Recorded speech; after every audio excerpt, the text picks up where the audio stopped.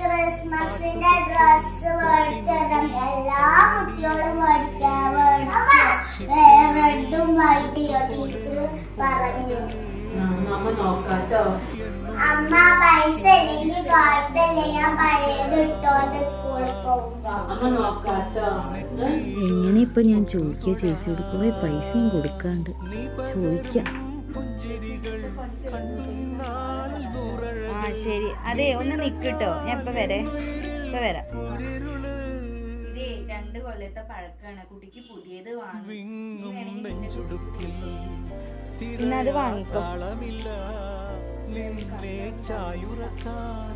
മതിയാം രാഗമില്ല ഞാനാം പൂമരത്തിൽ വളരും മെല്ലെ പൂവിടുന്നേ വസന്തം കാത്തില്ല.